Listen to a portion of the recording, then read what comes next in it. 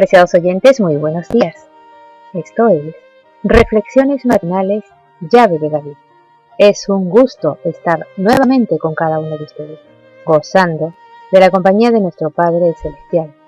A Él rogamos que su Hijo unigénito nos llene de sabiduría, entendimiento y comprensión para el mensaje preparado para hoy, que se titula El Mesías, el Hijo del Dios viviente. El versículo bíblico se encuentra en Mateo 16, versos 15 y 16, que nos dicen: Él les dijo: ¿Y vosotros? ¿Quién decís que soy yo? Respondiendo Simón Pedro, dijo: Tú eres el Mesías, el Hijo del Dios viviente.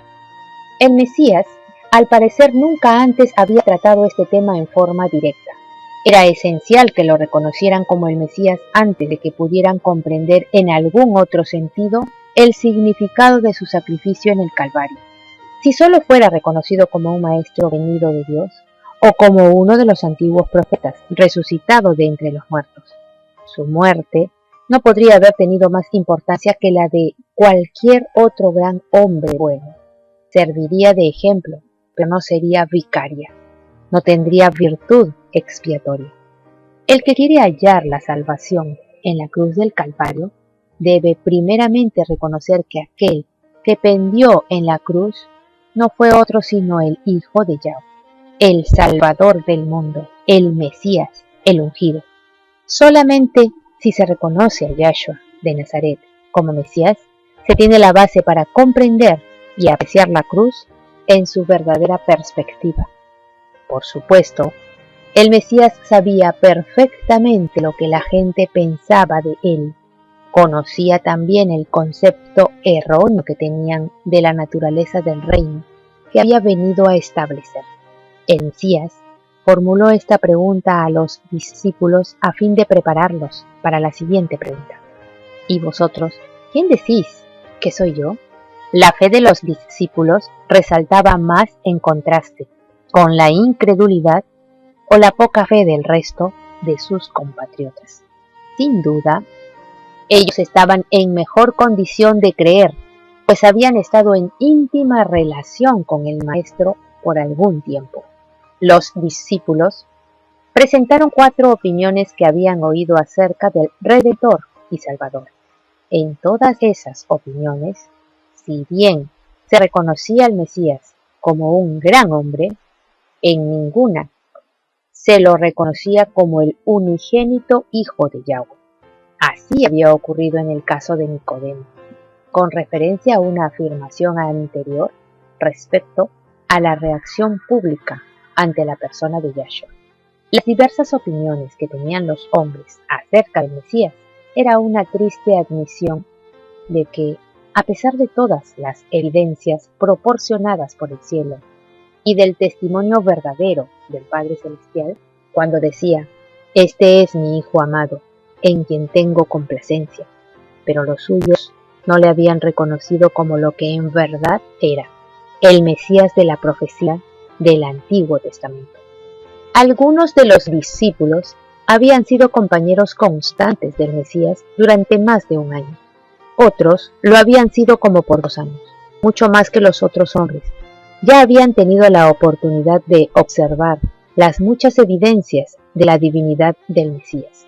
En este momento, el Salvador les dio la oportunidad de testificar de su fe, aunque todavía no comprendían perfectamente al Mesías.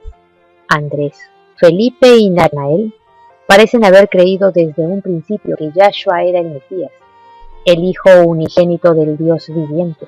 Después del incidente de la tormenta en el lago, todos los discípulos lo habían adorado, y luego de la crisis en Galilea, habían profesado fe en él como el Hijo del Dios vivo.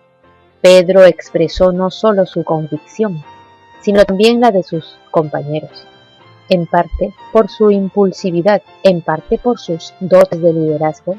Pedro fue el primero en contestar ahora, como en otras ocasiones, por inspiración divina. Así lo dijo el Mesías en Mateo 16:17. Bienaventurado eres, Simón, hijo de Jonás, porque no te lo reveló carne ni sangre, sino mi Padre, que está en los cielos. Luego Pedro, y los demás discípulos llegaron a entender la importancia que esta creencia implicaba. En realidad, era una gran verdad y fundamental para la salvación eterna en aquel día. Juan 6, 45 y 46 dice: escrito está en los profetas, y serán todos enseñados por Yahweh. Así que todo aquel que oyó al Padre y aprendió de él, viene a mí. No que alguno haya visto al Padre, sino aquel que vino de Yahweh. Este ha visto al Padre. De cierto os digo, el que cree en mí, tiene vida eterna. El Mesías basaba las esperanzas futuras de la Iglesia en este grupito de testigos. Y si ellos no creían que él era el Mesías, el Hijo engendrado de Yahweh, que nació de él, que salió del Padre Celestial, ¿qué esperanza habría de que otros creyeran alguna vez en esta verdad sublime? La vida eterna. 1 Juan 5:1 y 9 al 12 dice: todo aquel que cree que Yahshua es el Mesías es nacido de Yahweh, y todo aquel que ama al que engendró, ama también al que ha sido engendrado por él. Si recibimos el testimonio de los hombres, mayor es el testimonio de Yahweh, porque este es el testimonio con que Yahweh ha testificado acerca de su Hijo. El que cree en el Hijo de Yahweh tiene el testimonio en sí mismo.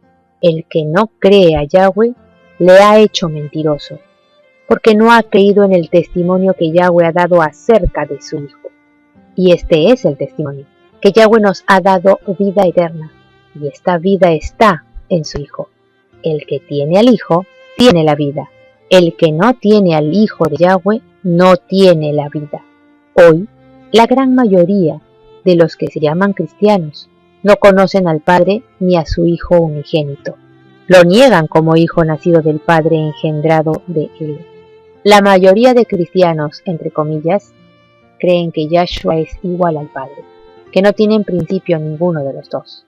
Sin embargo, el Mesías, hablando con su Padre, le dijo: porque les he dado las palabras que me diste, y ellos la recibieron. Han conocido que realmente salí de ti, y han creído que tú me enviaste. Es importante leer este capítulo de Juan 17 completo, para que vean cómo el Mesías expresa su sentimiento al Padre en oración. Que el único Dios verdadero, Yahweh, nos bendiga. Pasemos un lindo día de la mano de nuestro Salvador. Hasta mañana.